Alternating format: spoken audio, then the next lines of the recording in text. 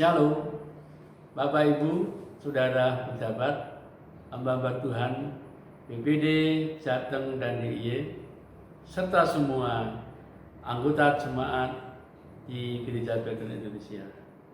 Bagaimana kabarnya? Kiranya kita selalu sehat dan dalam perlindungan dan dalam pemeliharaan Tuhan. Di bulan Juni ini adalah bulan keluarga. Dan pada kesempatan ini BPD Jateng dan DIY di bidang keluarga akan menyampaikan materi landasan pernikahan Alkitabiah dalam bimbingan pranikah. Biarlah materi ini boleh menjadi berkat bagi kita semuanya. Sebelum kita mulai, baiklah kita akan berdoa, satukan hati supaya materi yang akan disampaikan dapat menjadi berkat bagi kita semua. Mari kita berdoa. Tuhan, kami ucap syukur untuk saat ini, di mana kami boleh kesempatan untuk menerima materi pembahasan tentang landasan pernikahan Alkitabiah dalam bimbingan pranikah. Kiranya Tuhan akan memakai hamba-Mu yang akan memberkati kami di dalam materi ini. Urapi hamba-Mu dengan kuasa Roh Kudus, urapan yang daripada surgawi yang memenuhi hamba-Mu sehingga dapat menjelaskan untuk materi ini, sehingga setiap orang yang mendengarkan boleh diberkati, boleh dibangun dan boleh dikuatkan dan boleh mengerti tentang bagaimana kita hidup di dalam pernikahan yang kudus. Terima kasih Bapa untuk saat ini. Kami hendak mendengar, berkati hamba-Mu sehingga kami semuanya boleh menjadikan satu kekuatan, menjadikan berkat ketika kami mendengar firman Tuhan pada saat ini. Di dalam nama Tuhan Yesus, kami berdoa, kami ucap syukur, haleluya, amin. Salam untuk kita semua, hamba-hamba Tuhan dari GBI, BPD, Jateng, dan DIY. Bersukacita sekali kembali kita berjumpa dalam kelas untuk BPN atau bimbingan pranikah. Pada pertemuan yang lalu kita sudah membahas tentang apa itu BPN dan apa itu pentingnya BPN atau bimbingan pranikah, dan kita juga sudah mendasari tentang BPN ini dengan apa kata Alkitab tentang BPN atau bimbingan pranikah. Nah, saudara, sekali lagi saya mengingatkan bahwa BPN itu ada dalam dua golongan besar atau dua bagian besar. Yang pertama adalah landasan Alkitab, yang kedua adalah tentang kita membahas sesuatu yang praksis atau praktika. Menjadi suami yang efektif, menjadi istri yang efektif, menjadi orang tua yang efektif, dan menjaga kesehatan, semua itu adalah praktika atau praksis kita. Nah, hari ini saya masih akan melanjutkan tentang dasar atau apa kata Alkitab tentang pernikahan. Saudara, saya akan melanjutkan pada seri yang kedua ini, kita akan belajar tentang sebuah keluarga yang dibentuk oleh Allah sendiri. Saudara, kalau kita mau cari sebuah model atau sebuah contoh bagaimana keluarga itu, maka kita tidak bisa lepas dari keluarga yang akan kita pelajari hari ini. Baik tentang nilai-nilainya, juga tentang kejatuhannya.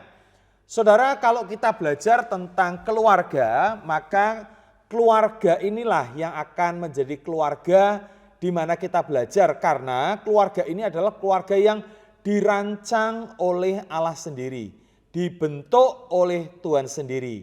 Saya menyebutnya adalah keluarga Taman Eden atau keluarga Adam dan Hawa. Ini adalah sebuah pelajaran yang penting untuk kita tekankan kepada konseli kita, kepada orang yang akan menikah, kasih tahu tentang landasan Alkitab yang baik ini.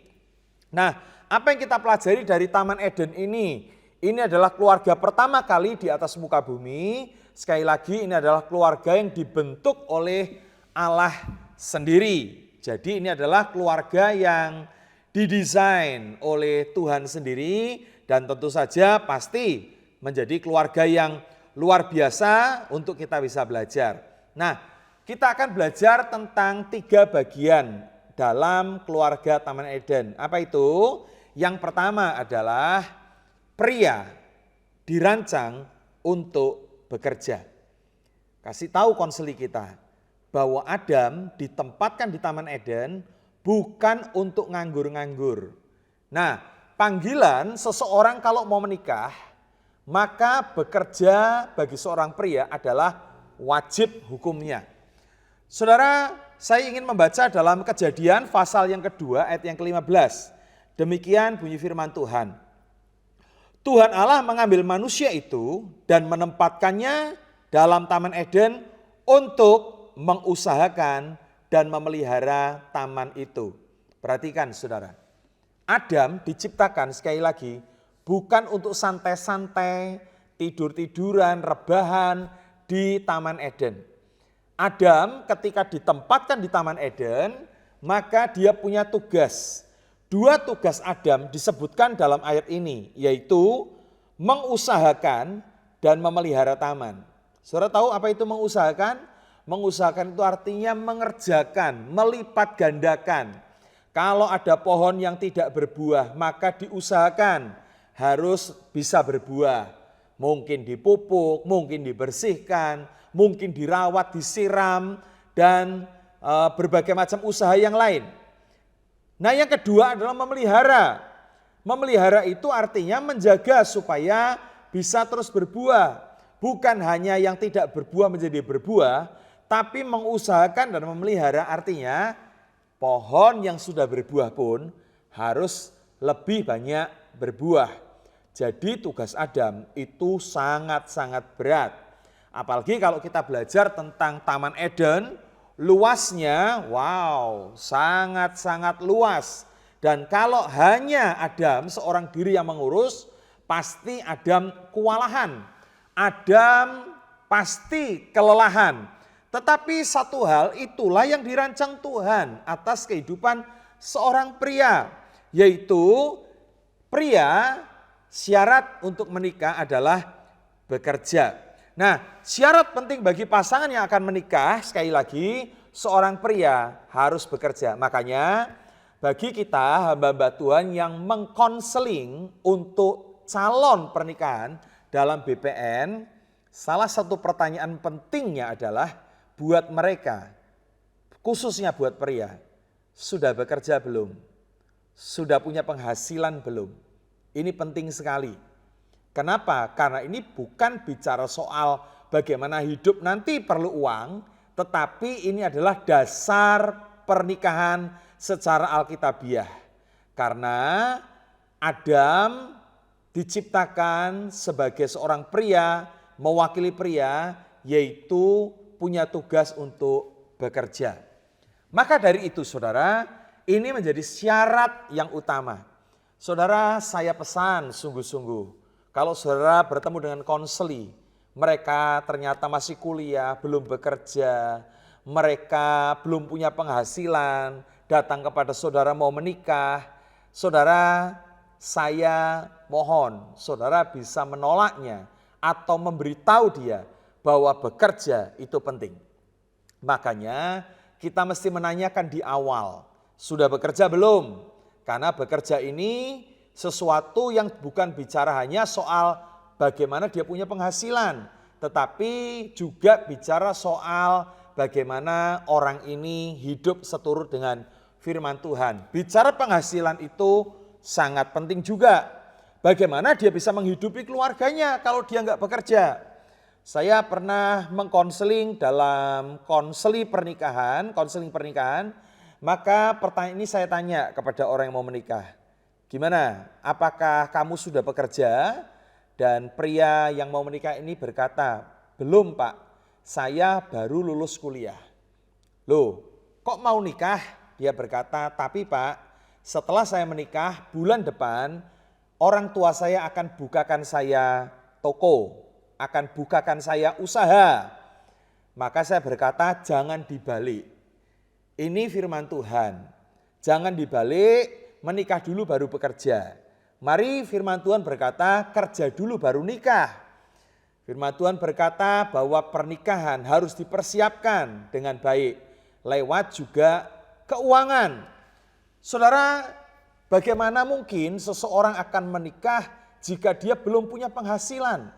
Saudara, belum bekerja, ini akan mendatangkan sesuatu hal yang buruk. Dan penghasilan pun harus jelas, karena kita harus mulai juga meminta mereka untuk mengisi beberapa kuesioner.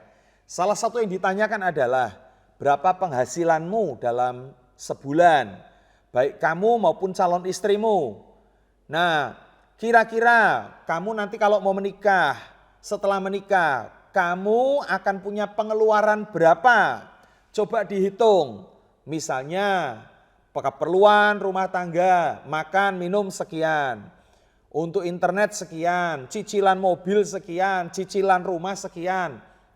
Nah, selalu harus mereka menang di atas kertas. Sekali lagi, mereka pasangan pernikahan ini secara keuangan mereka harus menang di atas kertas. Artinya begini, ketika mereka menyusun total pengeluaran saya setiap bulan misalnya 5 juta. Dengan berbagai angsuran dan keperluan, keluarlah angka misalnya 5 juta. Nah, ketika saudara tanya, berapa penghasilanmu sebulan? Kamu dan calon istrimu. Misalnya kami sebulan 4 juta. Penghasilannya, keperluannya, kebutuhannya 5 juta. Padahal penghasilannya cuma 4 juta. Bagaimana dengan sejutanya tiap bulan? Jangan sampai kita mau menerima alasan. Ya, yang penting kan kita jalan dengan iman, Pak. Iman yang akan membuka jalan. Pasti Tuhan buka jalan. Saudara, jangan mau terima alasan seperti itu. Kenapa? Karena di atas kertas, orang harus menang lebih dahulu secara keuangan. Jadi paling tidak, misalnya dia punya pengeluaran 5 juta yang dirancang dalam pernikahan setelah mereka menikah, maka penghasilan mereka harusnya di atas 5 juta, saudara. Supaya mereka bisa hidup dalam kecukupan dan kebahagiaan. Berapa banyak keluarga tidak bahagia karena masalah ekonomi di dalam keluarga. Itu sebabnya secara keuangan mereka harus menang. Maka disinilah dibutuhkan pria harus bekerja.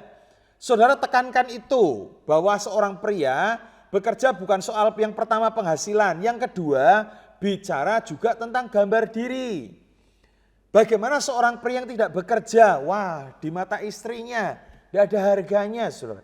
Di mata anak-anaknya, wah sangat memalukan. Saya punya pengalaman mengenal sebuah keluarga di sebuah kota. Karena saya kenal baik, saya kenal juga suaminya, istrinya juga anaknya. Suatu kali istrinya telepon saya dan sedikit konseling, dia cerita, Pak, anak saya masuk SMA. Oh, luar biasa. Apa yang terjadi dengan dia? Sekarang dia nggak mau sekolah. Loh, kenapa nggak mau sekolah? Dan ketika saya coba korek dari anak ini, ketahuilah, akhirnya kami mengetahui bahwa anak ini punya alasan kenapa nggak mau sekolah, yaitu dia malu dengan kondisi papanya. Nah, saya ini kenal betul papanya. Papanya ini adalah seorang yang dulunya bukan orang Kristen, tapi kemudian bertobat lewat mujizat yang luar biasa, dan papanya ini menjadi orang yang sangat bersemangat pelayanan. Sehingga dia punya usaha, diserahkan istrinya, apa yang dilakukan? Dia bersaksi di mana-mana. Dan dia punya pelayanan, menghantar atau mengantar para hamba-hamba Tuhan, pendeta-pendeta kalau mau pelayanan. Bisa dibayangkan, pendeta-pendeta saya senang-senang saja, saudara. Diantar, dikasih makan, ditraktir. Saudara senang-senang saja, tapi dia ternyata punya jadwal itu cukup padat.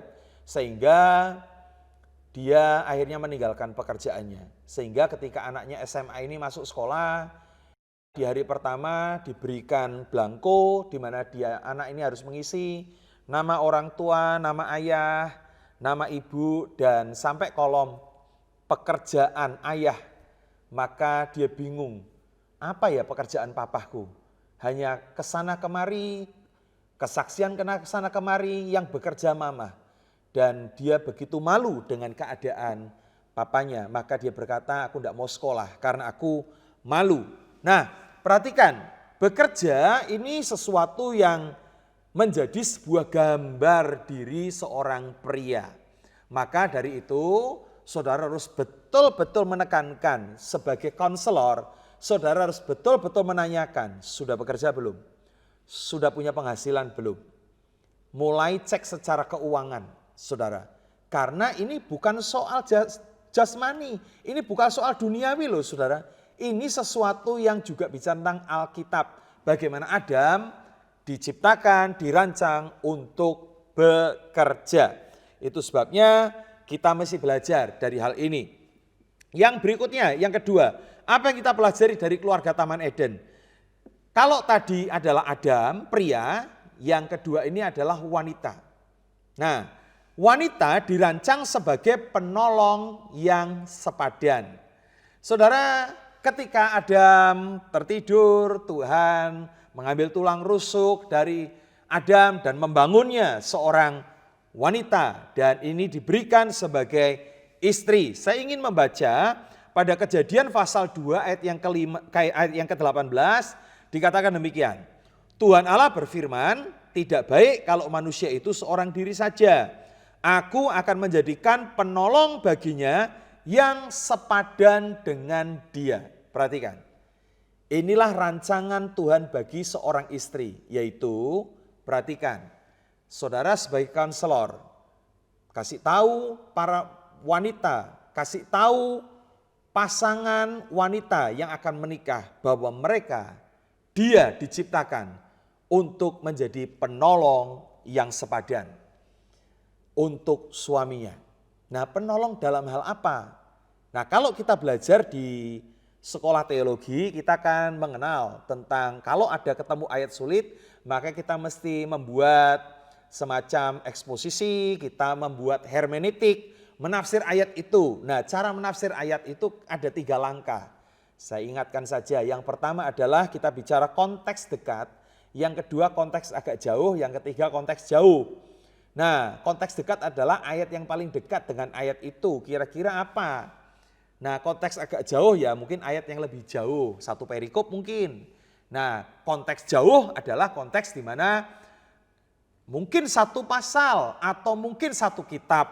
Nah, inilah ketika kita belajar Alkitab, maka kita akan selalu menggunakan metode hermeneutik seperti ini salah satunya. Nah, ketika kita berbicara, wanita diciptakan sebagai penolong yang sepadan. Pertanyaannya, penolong dalam hal apa? Nah, kita lihat konteks dekatnya. Konteks dekatnya di Kejadian pasal 2 ayat yang ke-15. Yaitu Adam diciptakan untuk memelihara dan mengusahakan taman. Nah, kita tahu untuk mengurus taman itu enggak mudah. Pasti butuh tenaga, pasti sibuknya minta ampun. Nah, disitulah wanita diciptakan. Tuhan berkata, tidak baik manusia itu seorang diri. Aku akan jadikan penolong yang sepadan dengan dirinya. Artinya, menolong dalam hal apa? Dalam hal bekerja. Maka dari itu wanita, dia harus mengerjakan tugas-tugasnya. Saudara, ada seorang bertanya kepada saya ketika mau menikah. Pak, setelah saya menikah, seorang wanita, boleh enggak saya masih tetap bekerja? Saya berkata boleh saja. Lihat bahwa Tuhan juga menghendaki bagaimana kita menjadi orang yang menolong dalam hal apa? Bekerja.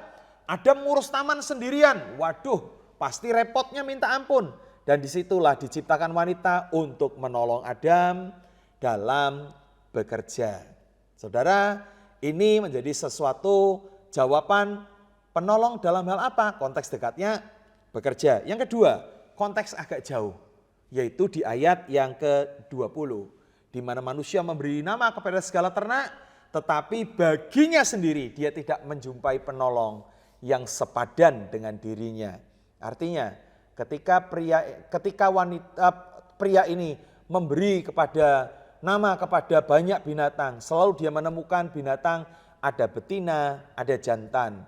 Maka dia mulai melihat, kenapa binatang berpasang-pasangan, kenapa saya tidak?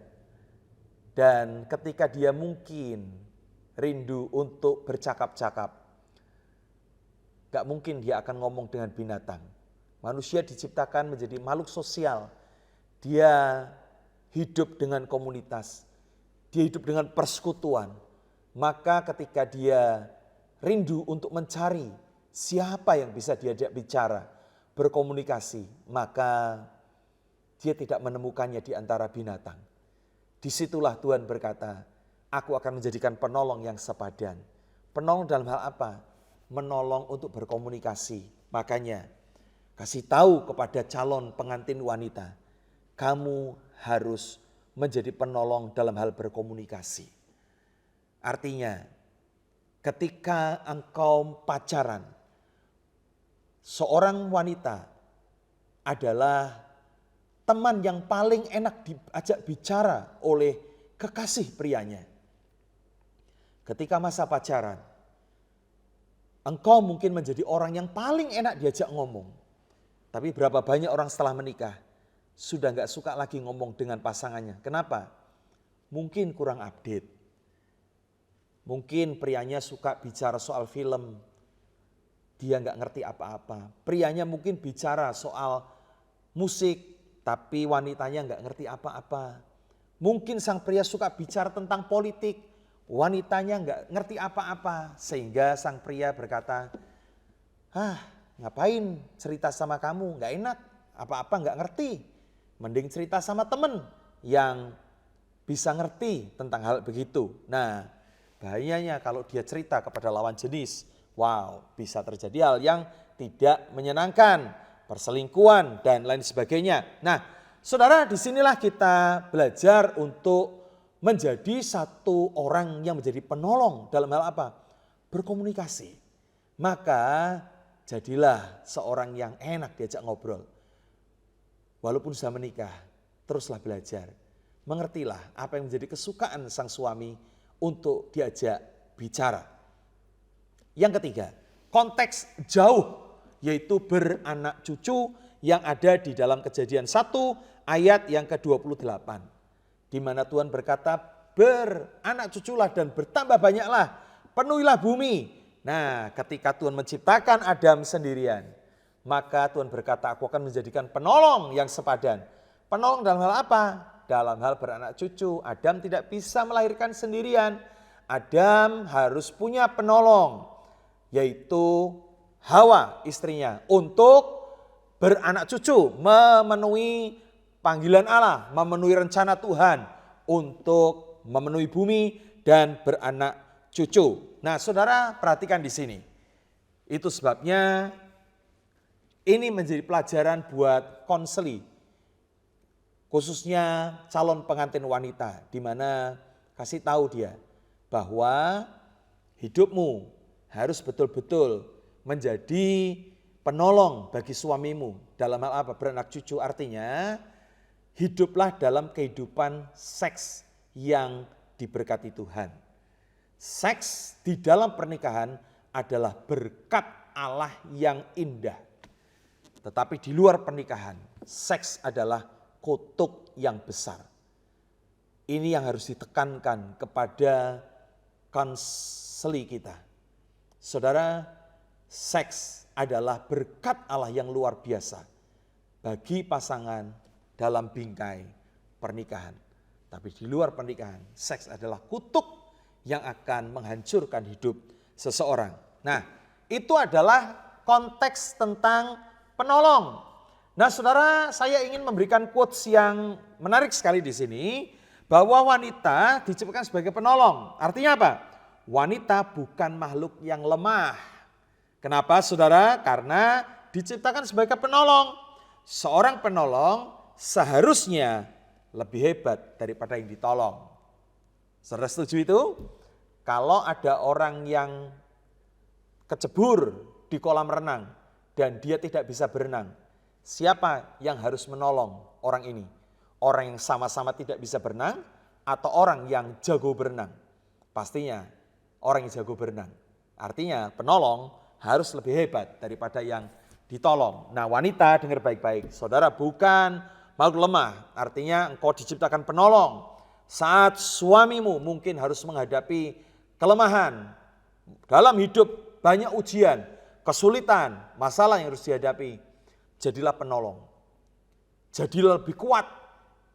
Jangan ketika suaminya stres, kamu ikut-ikutan stres. Kamu yang harus menguatkan.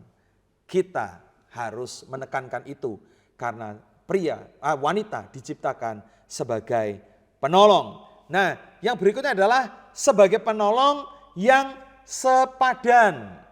Apa arti sepadan? Sepadan dalam bahasa Ibrani dipakai kata kenegdo. Kenegdo itu artinya sama dalam kualitas. Perhatikan. Wanita sekali lagi bukan makhluk lemah karena diciptakan sama kualitasnya. Maksud saya begini, Adam diciptakan dengan bahan dasar tanah liat. Wanita diciptakan dengan bahan dasar tulang rusuk. Mana yang lebih baik kualitasnya? Saudara, jawaban saya adalah sama, kenegdo. Diciptakan penolong yang sepadan. Nah, secara kualitas bukan berarti pria lebih baik, wanita lebih baik. No. Semua sama. Ini arti kata kenegdo. Saudara, artinya sama dalam kualitas. Kualitasnya apa? Baik dibuat dari tanah liat maupun dari tulang rusuk, tetap ada roh Allah ketika Alkitab berkata Allah menghembuskan nafas hidup ke dalam hidungnya. Artinya baik dalam diri pria maupun wanita ada roh Allah. Jadi kasih tahu konseli kita bahwa dia adalah penolong yang kuat bagi keluarganya. Itu yang harus mereka miliki. Nah, hal yang ketiga yang kita pelajari dalam keluarga Taman Eden ini yaitu pola keluarga Taman Eden, saudara. Apa itu polanya? Saya ingin membaca ayat yang sangat penting ini, saudara ya. Ini ayat ini kenapa menurut saya ini ayat penting? Karena ayat ini tertulis di dalam perjanjian. Diucapkan secara persis, dikutip dalam pengajarannya Tuhan Yesus dan juga dikutip oleh Rasul Paulus dalam pengajarannya di Efesus. Mari kita lihat ayatnya sama bunyinya, Keluaran 2 ayat yang ke-24, persis sama dengan Matius pasal 19 ayat yang kelima dan Efesus pasal 5 ayat yang ke-31. Demikian bunyi firman Tuhan. Sebab itu seorang laki-laki akan meninggalkan ayahnya dan ibunya dan bersatu dengan istrinya sehingga keduanya menjadi satu daging. Saudara perhatikan, sebab itu laki-laki akan meninggalkan ayahnya dan ibunya dan bersatu dengan istrinya sehingga keduanya menjadi satu daging. Perhatikan ya. Sekali lagi, ada dua kata penting di sana, living and cleaving.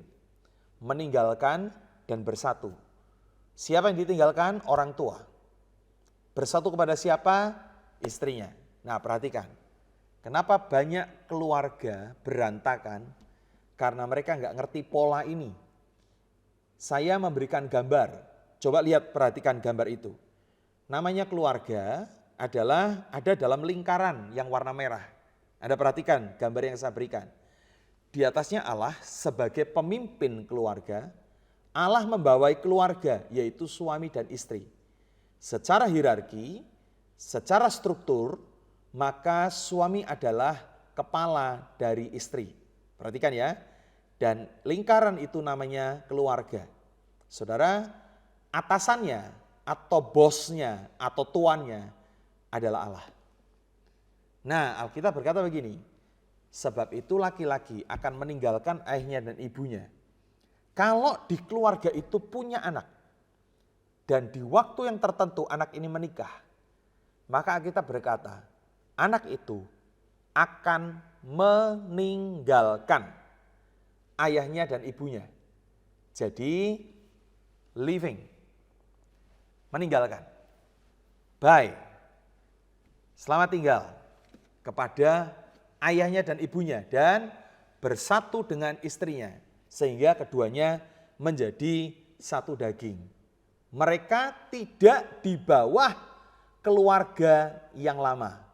Mereka tidak, strukturnya tidak di bawah keluarga orang tuanya, tetapi sejajar. Perhatikan, siapa atasannya, siapa tuannya, siapa yang menjadi kepala, siapa yang menjadi bos di dalam rumah tangga itu, yaitu Tuhan sendiri, Allah. Nah, perhatikan, saya memberikan gambar, saya berharap saudara lihat bahwa laki-laki akan meninggalkan ayahnya dan ibunya dan bersatu dengan istrinya sehingga keduanya menjadi satu daging. Nah, ini menjadi satu hal yang saudara harus pahami. Artinya mereka menjadi keluarga yang terpisah. Dengar baik-baik. Hukum hormat kepada orang tua harus tetap berlangsung. Tetapi saudara harus berani meninggalkan orang tua. Meninggalkan dalam hal apa? Ada 4 area.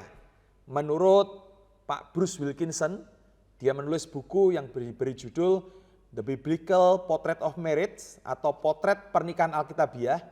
Seorang yang mau menikah, dia harus meninggalkan 4 area dari orang tuanya. Yang pertama, keuangan. Jadi setelah menikah, tidak boleh lagi bergantung dengan keuangan orang tua. Itu sebabnya pria harus bekerja, pria harus punya penghasilan. Saudara, ini harus ditekankan kepada konseli kita. Bagaimana mereka harus punya penghasilan. Secara keuangan, mereka harus terpisah. Nah, masalahnya seringkali kalau ada orang berkata, loh Pak, saya ini kerja sama orang tua. Nah, disitulah harus ada pembagian keuangan secara jelas. Jadi mungkin digaji, kalau memang orang tua nggak tega gaji anaknya ya profit sharing lah, bagi hasil dong. Supaya anak ini punya keuangan yang mandiri. Jangan sampai mereka bergantung keuangannya dengan orang tua. Sehingga ketika mereka menikah, sudah punya anak, anak mau sekolah, kemudian, Pah mau sekolah, minta uang sekolah, bentar tak minta engkong, minta kakek, wah enggak bisa begitu. Saudara, kita harus punya keuangan yang mandiri, harus meninggalkan. Ketika kita sudah menikah, pastikan jangan lagi merepotkan orang tua dalam hal keuangan. Saudara yang harusnya menabur, memberkati orang tua kembali, bukan masih minta orang tua. Ini yang harus dimiliki, sebuah pengertian. Itu sebabnya dorong untuk konseli kita bisa mengambil kesempatan untuk meninggalkan orang tua dalam hal keuangan. Yang kedua, secara fisik. Nah, ini bicara rumah, saudara. Makanya saya seringkali tanya, setelah menikah kamu tinggal di mana? Kalau memang sudah punya rumah, puji Tuhan. Kalau enggak, kontrak bolehlah. Yang pasti, karena ini bicara Alkitab ya. Alkitab yang berkata sebab itu laki-laki akan meninggalkan. Nah, meninggalkan itu bicara soal fisik, saudara. Sehingga kita mesti tekankan, kalau kamu enggak bisa, belum punya rumah sendiri, ya kontraklah. Nah, memang ada kasus-kasus khusus. Misalnya yang harus dipertimbangkan. Ada orang jemaat saya berkata, Pak, saya mana mungkin meninggalkan orang tua. Saya tinggal mama seorang diri, orang tua, papa udah meninggal. Mama saya umur 70 tahun. Dia di rumah sendirian dengan saya. Nah, kalau saya menikah, saya keluar dari rumah, dia sendirian. Rumahnya dari jalan raya sampai ke belakang 117 meter. Waduh, gede banget rumahnya. Kalau ada apa-apa dengan mama, saya nggak tega. Nah, itu nggak boleh. Itu mesti dipertimbangkan. Tapi perhatikan secara prinsip, kalau orang tua kita masih sehat walafiat, saudara pastikan setelah menikah, saudara masih keluar dari rumah orang tua. Itu penting. Ada banyak hal nanti akan dibahas dalam materi-materi BPN. Bagaimana masalah-masalah konflik yang muncul ketika orang masih tinggal dalam rumah orang tua setelah menikah. Perhatikan, yang ketiga, pengaruh. Jadi harus mulai meninggalkan pengaruh. Kita tidak lagi berkata, ya seperti kata papa, ya seperti kata mama, nggak bisa lagi. Kita punya keluarga sendiri. Ya, jangan sampai kita membawa pengaruh orang tua di dalam rumah tangga baru ini. Kenapa? Karena belum tentu apa yang terjadi di keluarga baru ini sama persis keadaannya dengan kondisi orang tua. Jadi jangan sampai kita masih ada dalam pengaruh orang tua yang masih semua diatur, masih semua diarahkan demikian. Karena ketika orang menikah artinya dia sudah dewasa dan mandiri.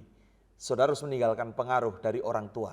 Yang keempat, yang terakhir, yaitu mengambil keputusan. Saudara ketika sudah menikah, jangan lagi sedikit-sedikit tanya orang tua, dikit-dikit tanya orang tua. Saudara harus belajar mengambil keputusan. Jadilah pribadi yang dewasa di dalam pernikahanmu, sehingga engkau akan menjadi keluarga yang diberkati oleh Tuhan. Inilah yang menjadi sebuah perenungan kita dalam konseling pernikahan, yaitu pelajaran dari Taman Eden. Pria dirancang untuk bekerja, wanita dirancang untuk menjadi penolong yang sepadan. Perhatikan, ketika wanita tidak memenuhi panggilannya, konteks dekat bekerja, konteks agak jauh berkomunikasi, konteks jauh beranak cucu. Perhatikan yang terjadi dengan Hawa. Ketika dia didatangi ular, Anda baca Kejadian pasal 3. Saudara lihat, datanglah ular kepada Hawa berkata, bukankah semua pohon taman ini boleh kamu makan buahnya? Maka wanita itu berkata, oh bukan begitu, semua boleh, yang di tengah enggak boleh. Maka ular itu menjawab, maka sahut perempuan itu. Terjadi percakapan. Pertanyaannya, Hawa akhirnya jatuh. Kenapa? Karena dia tidak memenuhi 3 kriteria itu. Dia tidak menjadi penolong dalam hal bekerja.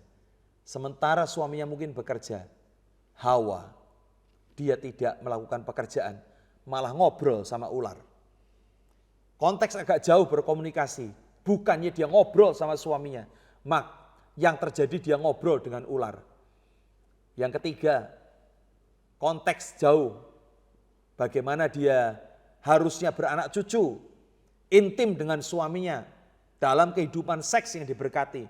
Dia tinggalkan suaminya, malah dia ngobrol dengan ular, bersekutu dengan ular. Yang terjadi ketika seorang wanita tidak melakukan tugasnya sebagai penolong, maka kejatuhan terjadi. Dan dari Taman Eden kita juga belajar tentang pola bagaimana seorang yang menikah, dia harus meninggalkan ayahnya dan ibunya dan bersatu dengan istrinya menjadi satu daging. Kiranya ini menjadi sebuah materi yang akan memperlengkapi kita, membuat kita semangat untuk membimbing keluarga-keluarga di dalam jemaat yang kita pimpin. Sehingga dengan sukacita, jika kita gembala, engkau akan melihat keluarga-keluarga dalam jemaat, mereka adalah keluarga yang diberkati Tuhan. Mereka tercukupkan secara keuangan, mereka diberkati, mereka mengalami sukacita di dalam hubungan, bahkan mereka mengalami kerukunan dan keharmonisan, sehingga di sanalah Tuhan mencurahkan berkat. Inilah yang kita pelajari dalam sesi ini. Kita akan bertemu dalam video-video yang lain, dan sekali lagi saya ingatkan, jangan lupa untuk mendorong jemaat menonton video yang bersifat kontemporer, ya. Jadi yang bersifat kontemporer seperti perselingkuhan, gadget, itu adalah kontemporer. Saudara dorong jemaat kita untuk melihat, menyaksikan, dan mungkin menjadi bahan diskusi, mungkin menjadi bahan untuk komsel didiskusikan, sehingga itu akan memberikan kita kekuatan dan berkat. Tuhan Yesus memberkati, mari kita berdoa. Tuhan, terima kasih untuk berkat-Mu, kiranya hari ini kami diperlengkapi dan Tuhan mengaruniakan sesuatu untuk kami semangat untuk membimbing para konseli ini dalam berkat Allah. Mereka semakin mengerti tentang nilai-nilai pernikahan dan hidup pernikahan mereka diberkati Tuhan. Dalam nama Yesus Kristus kami berdoa, haleluya, amin.